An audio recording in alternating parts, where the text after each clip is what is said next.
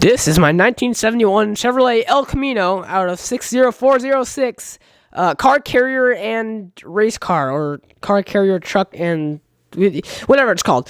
I also included a little go-kart because with the parts I had left over, I decided why not.